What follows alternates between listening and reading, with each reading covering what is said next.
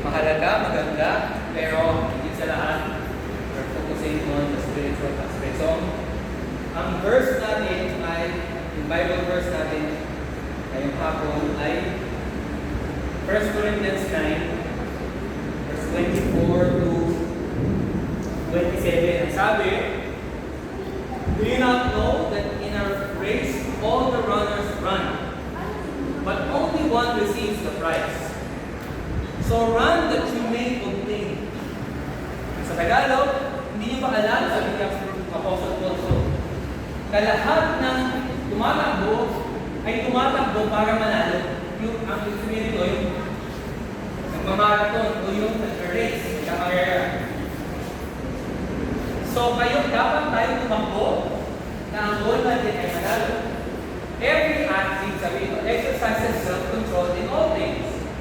They do it to receive a perishable wreath, but we imperishable. So I do not run aimlessly, I do not boxing.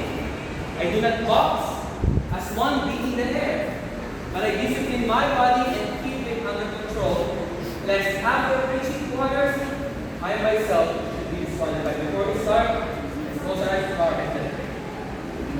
Lord God, Heavenly Father, we thank you for this afternoon you've given us. Lord, for this grace, for giving us strength, for bringing us here, Panginoon. Ang mga kabataan nito, o Diyos, sa murang nilangitan, Panginoon, we know, Lord, that there are still, they have struggles against sin. They have battles, spiritual battles in this world. Help us to see na ang laban namin sa buhay ay hindi kami sa kalulos. Kaya hindi sa lahat ng spiritual. Remind us of our Father, ang kailangan sa mga nalis. Binasa namin first kanina sa Apostle Paul, sa Apostle Paul John, nagsulat doon sa 1 Corinthians.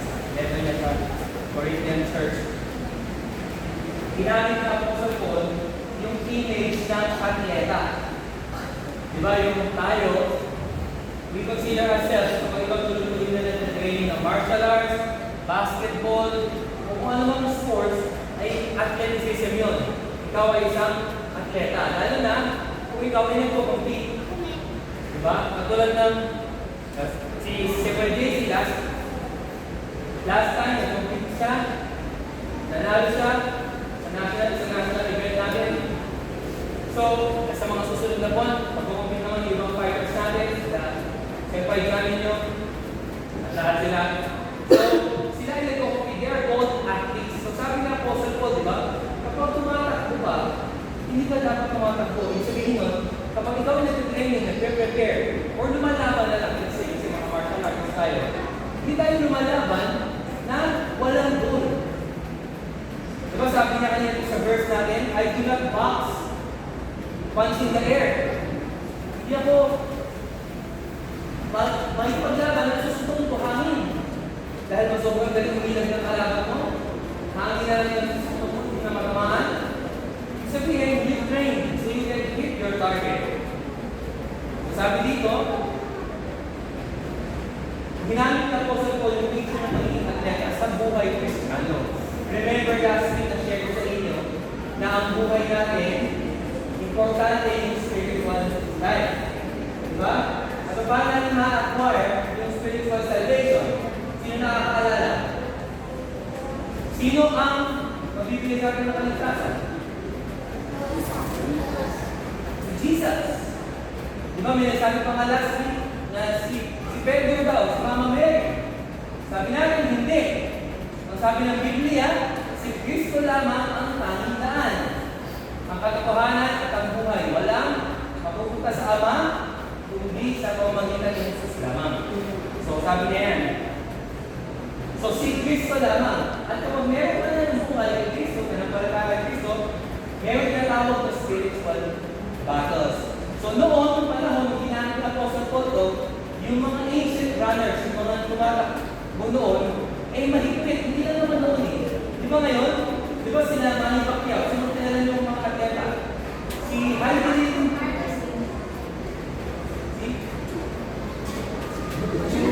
Si yung future.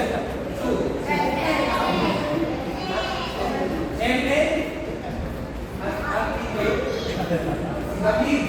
Yan ito si David. David. Basketball.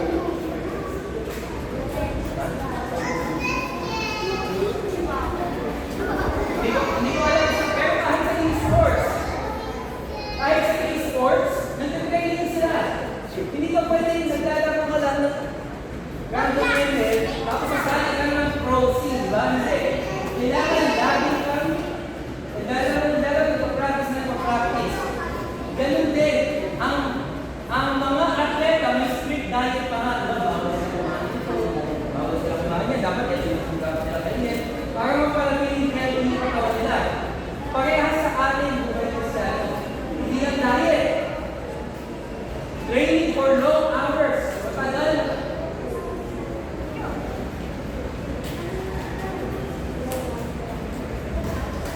Seven. Wagi right na. Matagal na training and exercise. Right? Yun yung ginagawa din natin. Diba? Napapagod na nga kayo kasi sabi ko kanina. Okay lang pagod. Kahit papagod, tuloy-tuloy. Kasi ganun yung ginagawa ng mga atleta. Kahit masakit, disiplina lahat yan. Pero ano ba yung nag-represent nun sa ating spiritual life? Pareho lang din. Ang spiritual life natin, yung training, di ba na-share ko last week? Ang paano mag-training sa spiritual life? How do we train? How do we be strong? Disiplina, ano pa? Sa spiritual, sa buhay mo, sa kaluluwa mo. Paano ka lalago? Paano ka lalakas? Di ba na-share natin last week? Mag-ensayo pa. Paano ang spiritual na ensayo? Paano? Di ba sa physical, ito, ginagawa natin, exercises. Spiritual, paano ang spiritual exercise? Manalangin, tama. Manalangin, magbasa ng Biblia, makinig sa salita ng Diyos. Yun yung spiritual training. And when we do that, kapag ginawa natin yun, nag-prepare tayo sa laban. Sa karera ng buhay, sa battle ng buhay. Ano yung ni-reach natin goal ngayon? Ano ba yung ni-reach natin goal? Di ba yung mga champion, yung mga fighters natin dito, ang ni-reach nilang goal, last time, sila maliit natin, nag-champion na yung mga yan. Ang ni-reach nilang goal ay pagkakaroon ng medal. Certificate, kasi sila ay champion. Pero tayong mga Kristiyano, ano ang goal natin? Ano yung goal na gusto natin makamot? Exactly. Kaharian ng Diyos. Ang eternal life. Now, we run the race. We fight the fight spiritually to gain yung eternal life. Of course, hindi dahil sa atin. Dahil sa ginawa ng Kristo sa Diyos. Balik share ko last week, at dapat natin manampalatayaan. So, in connection sa gospel, sa kaligtasan, hindi tayo mag-refer to ang salvation. Hindi sabi ito, Christ has already run the perfect race for us. Si Kristo, si Jesus, na yung tumakbo at nanalo na sa laban. Ano na lang kailangan natin gawin? Living a sinless life and finishing at the cross. Ito si Kristo to and resurrection. Yung gospel, yung kaligtasan ng galing kay Kristo, ay pinapalaya tayo sa condemnation. At yun magbibigay sa atin ng lakas to finish the race kasi ito ang problema. Ang kasalanan, si Satanas, malakas. Mahirap kung tayo sa sarili natin, hindi natin kaya talunin si Satanas. So sino kaya tumalong sa Satanas? Si Jesus naman. At ginawa na niya yun sa cross. Nung namatay siya, yung sinabi niya sa cross, ano yung sinabi niya ulit-ulit?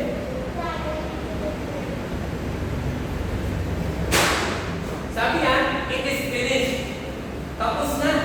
Natapos na yung sabihin, nanalo na siya. Sabihin yung karera, natapos na niya at natalo na niya sa Satanas. Pero of course, Satanas, makalat-kalat pa rin dito. Tinetempt tayo na magkasala, gawin yung mga masasamang bagay. Pero, ang ating tagumpay ay nasa Kristo. Kaya kapag tayo naghihina sa buhay, kay Kristo tayo, magtitiwala sa kanya pagbabase ng tiwala. So yung discipline natin ngayon, yung pagsunod natin, pag-train natin, pagbasa natin sa salita ng Diyos, pagpanalangin, pakikinig, yung discipline na to ay ang inuubutan natin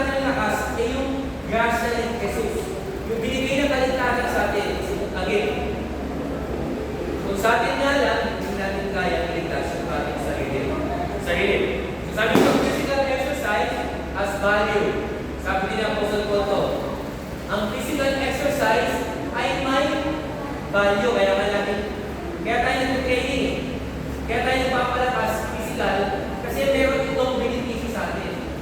Health, skills for self-defense, skills for all parts of life. Kaya natin ginagawa ito. Pero sabi dito, but spiritual discipline has value namin forever. Ito yung difference. Pero pag sa spiritual na disiplina ka din at training, ang value na hindi lang ngayon. Pero hanggang sa susunod na buhay. Hanggang sa eternal life. Sabi ito. So, ito sabi kanina ni, anong pangalan ko ulit? Raven. Denisio? No.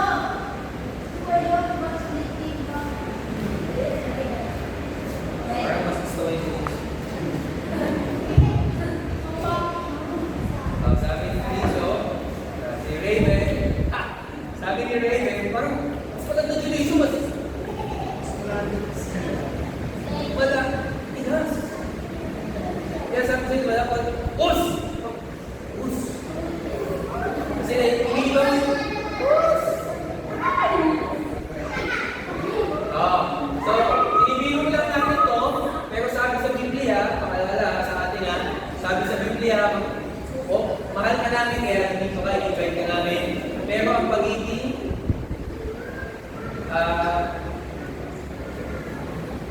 lalaki ka, pero malambot ka, ay, sabi sa Biblia, kasalanan. Isa sa dapat natin paglabanan. Hindi lang naman siya nakaranas dito, ito ay naranas ng maraming tao din. At lahat tayo meron mga kasalanan na naglalabanan. So lagi natin tandaan, mag-train tayo how to pray. You train yourself in prayer, God's word, self-control, pagpili sa sarili. At yung godly habits, ano yung godly habits? Diba? Ano yung alam yung mabuting gawin? Sumunod sa magulang. Diba? Tinig natin sa mga magulang. Mag-aral na mabuti. Ano pa ba? Huwag magpura. Mahalin natin ang kapwa natin. Maging mabuti tayo para sa lipunan. Diba? Huwag tayo maging pasaway.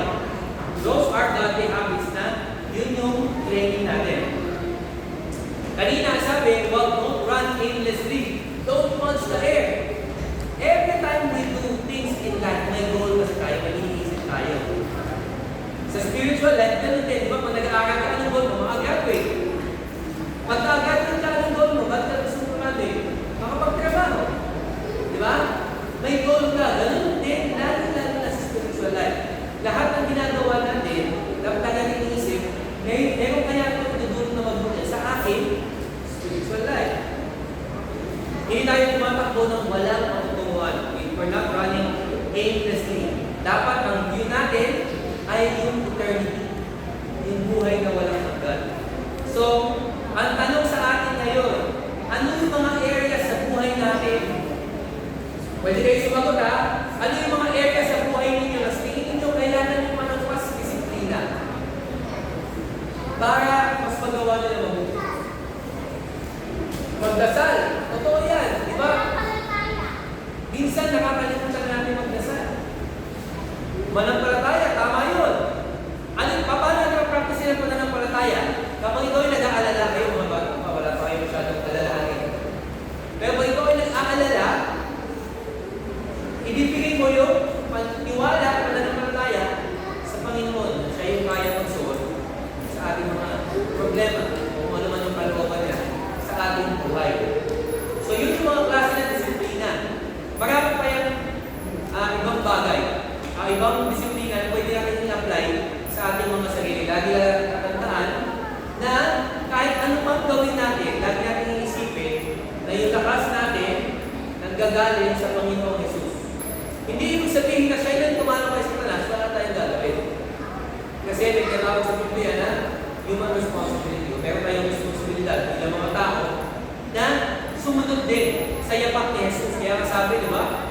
Sa Biblia, bitbitin din natin yung cross natin. Hindi literal ha. Yung ginagawa sa Semana Santa na may buhat-buhat sa cross. Na cross, tapos pinapawin yung likod nila. Hindi yun yung ibig sabihin ng Biblia. Ibig sabihin, katulad ni Cristo na nagsakripisyo, tayo din, para sa Kanya, tayo din ang sasakripisyo, susunod tayo sa mga kautusan ni Jesus. So, yun lang yung ating devotion. Let's close our eyes once again. Let's bow our heads. Let's pray. Salamat sa namin, Panginoon. We thank you, Lord, once again for this day you've given us. We thank you for these children here, Lord. Salamat kami sa buhay ng mga kabataan ko. They are young kids. They are souls that we pray, Lord. If there's anyone in here na tatawagin niyo, Panginoon, sa inyong kalwalhatian, ay kayo po humiko sa kanilang puso at convert po sila, Panginoon. Kayo po ang tumilos.